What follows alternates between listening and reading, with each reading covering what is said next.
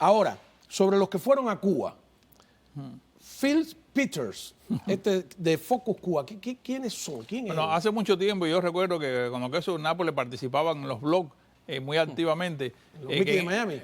Pero mucho, eso empezó en la década del 2000, ¿no? Más o menos. No. Pero ya Phil Peters tenía Cuban Triangle, que es un blog pionero de análisis de la economía de Cuba, porque ese señor que ven allí ha sido designado y ha trabajado en la época de Reagan y Bush en el Departamento de Estado, ha hecho deposiciones en el Congreso y es un estudioso no solamente de la economía, sino que tiene su propia agencia que mueve al mundo académico americano especializado a Cuba, tiene una agencia de turismo también y tiene intereses económicos en el tema de Cuba. De hecho, si ustedes lo vieron en Cuba hablando, lo vieron utilizando el lenguaje casi de Díaz-Canel al hablar de actores económicos en lugar de empresarios. Ellos tuvieron una agenda del 25 al 28 en Cuba, se tomaron sus tragos. Johnson, que lo acompaña, realmente es el que mueve la rama de la agricultura.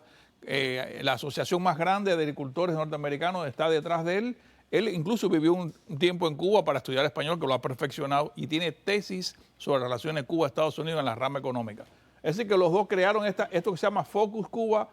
Focus significa Friend of Cuba, of Cuban Society. O sea, que son amigos de la sociedad cubana. Ellos no se han reunido con ninguna sociedad. Ellos se reunieron con el gobierno cubano, de hecho. Esta ONG tiene una página que tiene el servidor en Sudáfrica. Los titulares no eran entonces más grandes que los hechos. Parecía que había un montón de empresarios norteamericanos. Para apoyar lo que tú dices. De actores de la política, ¿no? De hecho, le permitieron a Díaz-Canel leer un libreto larguísimo, que por cierto no se trabó porque lo tenía bien ensayado. Pero si tú ves la agenda de esta gente del 25 al 28, que incluía reuniones con empresarios, eso no sale ni en el noticiero nacional, ni tuvo más prensa. Estoy contigo. Fue un acto de publicidad política. Para abrir un camino. Para abrir un camino, porque ahora mismo viene la Feria de La Habana. ¿Y estos cubanos que fueron, o cubanoamericanos, quiénes son? Estos están todos, como digo, liderados por Cancio y por el propio Bebe García, que se fue a tomar sus tragos allá. Y realmente participan de esta comparsa. Pero si de verdad hubiera una intención, todos tuvieran una cartera de inversiones para la Feria de La Habana que viene ahora, que no se abría desde el 19. Esta imagen es vergonzosa, tú me disculpas. Es una imagen para la historia de la infamia, ¿no? Yo, me disculpan, pero es lo que percibo, ¿no? Lo triste de todo, y a mí eso es la parte que a mí siempre me molesta, que cada uno tiene derecho a hacer lo que quiera, pero son personas que han hecho su vida económica en libertad.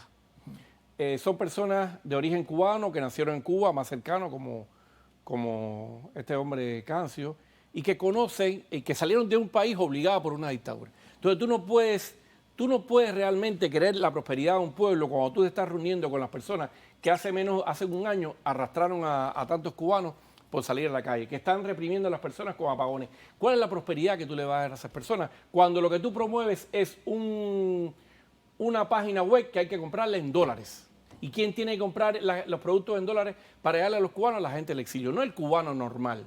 Entonces, realmente lo que duele es que personas que conocen la realidad cubana, que se han hecho empresarios en este país en libertad, quieren negociar con un país que no le da libertad al pueblo cubano. Entonces, es triste. Y además, acaba de dar la mano con un tipo que acaba de decir hay que salir a la calle a darle golpe a los cubanos.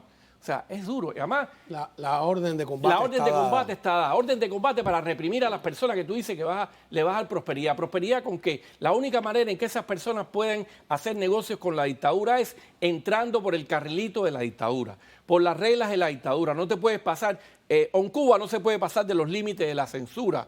No puede pasarse, y todo lo que puedan hacer tienen que hacerlo con la égida del Comité Central del Partido, de la seguridad del Estado y todo. Entonces, ¿cuál es la libertad para hacer? Lo que yo no entiendo, esa estrategia, vamos a suponer porque a veces han querido vendernos el cuento de que esa es una estrategia para derrocar el régimen por otras vías. Sí, lo que le llaman la teoría del engagement. Pero ese cuento de ¿cuándo he visto en la historia que se fortalece al enemigo?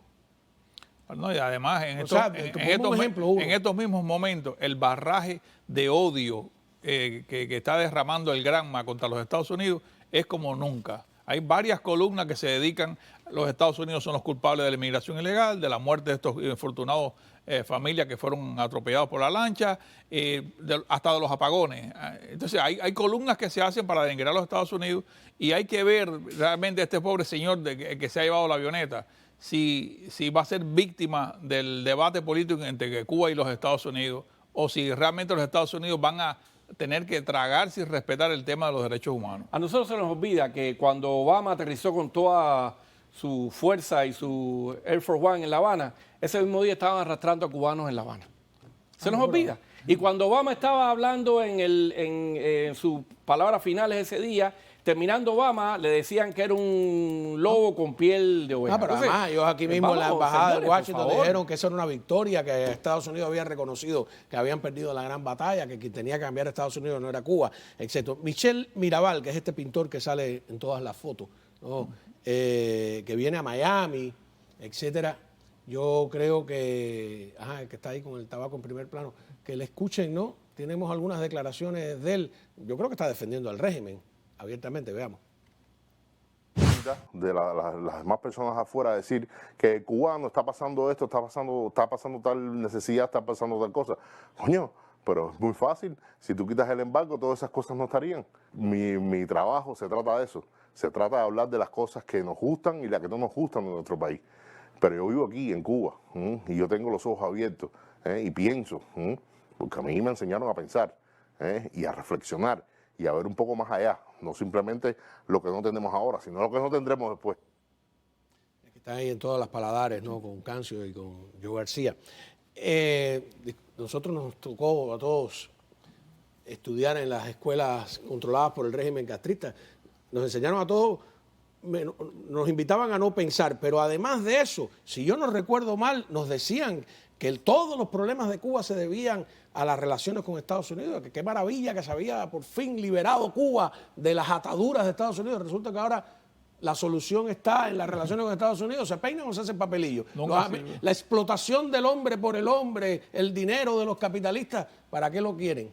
Lo que pasa es que nosotros nacimos en una isla que tenía 2 canales de televisión y tenía unos periódicos controlados. Gracias a Dios ahora hay internet y redes sociales y ya no pueden esconder lo que pasó ahora con el asesinato del hundimiento de la lancha, ni pueden esconder lo que pasa con los opositores. Pues te repito, tú fuiste opositor y sabes que si le da una golpiza a un opositor en la esquina, se enteraban solamente la gente del barrio o a través de TV Martí, nadie más se enteraba de eso. No, antes no había ni TV Martí. Bueno, ni TV Martí, o sea, se enteraba la gente del barrio nada más, entonces ahora es diferente. Entonces lo que pasa es que durante muchos años, tú naciste ahí y tú desde que naces, la propaganda es brutal. Tú tienes 2, a no ser que tú nazcas en el seno. El señor Mirabal sabe más de 4 cosas. No, esa es otra cosa. Ha venido aquí, esa es otra cosa. Y te digo otra historia. Regala bandera, se hace pasar yo estoy hablando por obra de mentalidad abierta. Yo estoy hablando de otra cosa. Estoy hablando de la mayoría. Esta persona que ha podido salir, entrar y salir, saber lo que es la libertad, claro que no puede hablar así. Nada, le doy las gracias. Rolando, te invito a que venga más por acá, ¿no? Yo soy un padre de familia, tengo un niño chiquito. Ajá.